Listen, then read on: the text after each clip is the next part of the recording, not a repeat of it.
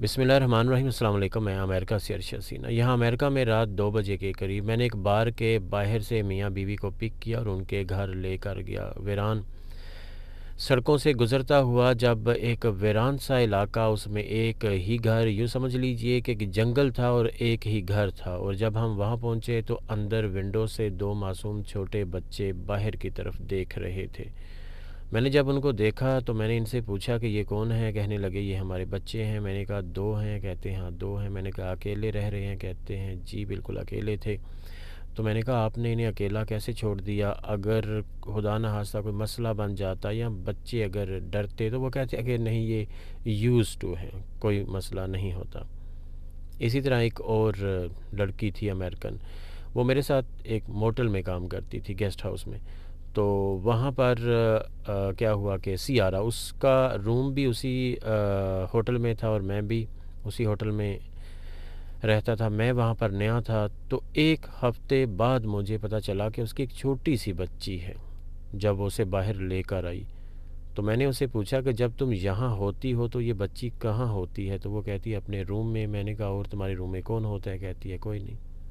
अब यहाँ ये मसला है कि हमारे तो पाकिस्तान में होता है कि चाचा, मामा, ताया, फूफी, जो भी रिश्ते होते हैं, हमारे बच्चों की वो निगरानी या हम उनको अपने बच्चों की निगरानी के लिए छोड़ जाते हैं। लेकिन यहाँ ऐसा मसला नहीं है और ना ही ऐसी कोई सहूलत है। हाँ, अगर डे केयर बच्चे देते हैं तो फिर वहाँ के अखराजात वो कौन करेगा? तो इसलिए यहाँ ऐसा मसला बन जाता है। और आपने कल की खबर तो देखी होगी कि अमेरिका की स्टेट ओहायो, क्लीवलैंड उसका शहर है, वहाँ एक मैक्सिकन औरत थी जिसने अपनी 16 माह की बच्ची, जो कि 1.25 साल की बनती है, उसे घर में अकेला छोड़कर वो 10 दिनों के लिए घूमने चली गई थी, मौज मस्ती करने के लिए चली गई थी। और घर में वो अकेली थी, ना पानी था, ना खाना था, कुछ नहीं था।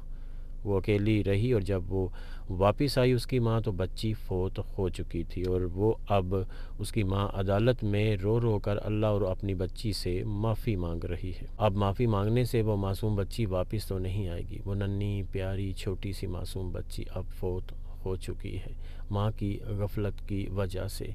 रिश्ते बहुत कीमती होते हैं, हमें चाहिए कि हम इनके साथ जुड़े रहें या इनको किसी भी तरीके से अपने साथ जुड़े रखें और साथ चलें, क्योंकि ज़िंदगी इन्हीं रिश्तों की वजह से ही तो चलती है।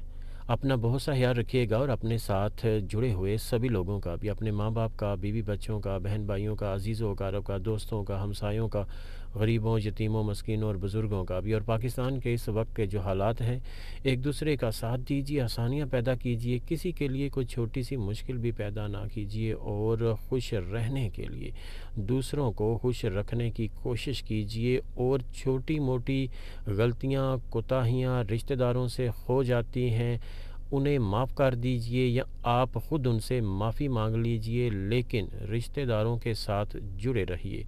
और रमज़ान के इस महीने में जहाँ तक आप कर सकते हैं ज़रूरतमंदों की ज़रूरत पूरी कीजिए। जज़ाकल्लाह।